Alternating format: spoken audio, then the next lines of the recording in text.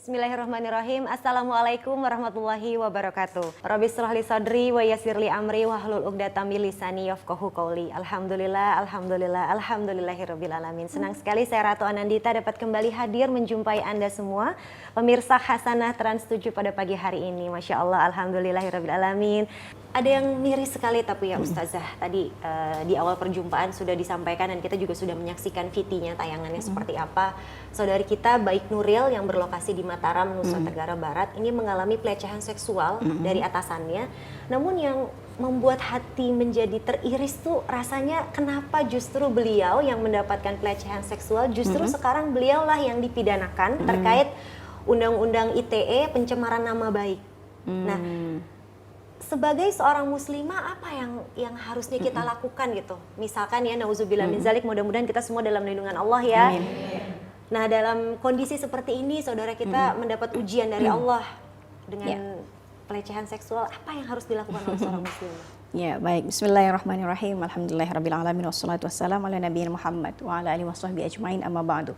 Jadi gini Bu, kalau misalnya kita nih mendapatkan pelecehan seksual gitu kan, kita harus membela diri semampu yang kita bisa. Tapi gimana kalau kita posisinya adalah karyawan? Bos kita malah ngomong kayak begitu, nggak usah didengerin.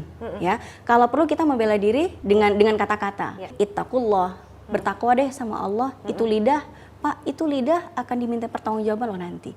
Kita tuh muslim, kita tuh orang yang diawasin sama Allah. Ittaqullah, gitu kan. Mudah-mudahan dari kalimat yang kita ucapkan datang hidayah Allah ke orang yang melecehkan kita, gitu.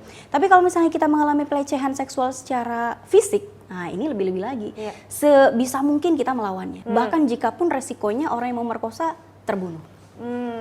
Rasulullah SAW mengatakan, Ibu, tajawazallahu an ummati al-khata' wa nisyan wa mastukrihu alaihi.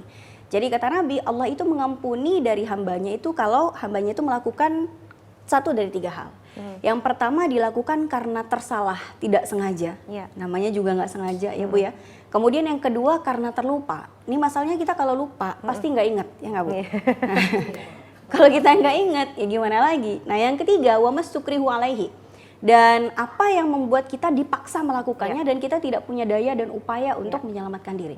Kalaupun ternyata kita udah melawan sedemikian rupa, lalu ternyata masih terperkosa juga, insya Allah di akhirat nanti kita bukan diadili sebagai pendosa, tapi justru kita sebagai orang yang dizalimi. Setidaknya nih, walaupun saudara Baik Nuril tadi beliau itu dipidana secara hukum, tapi insya Allah setiap poin yang membuat dia terzalimi itu adalah deposit pahala buat dia nanti bisa klaim di akhirat, insya Allah.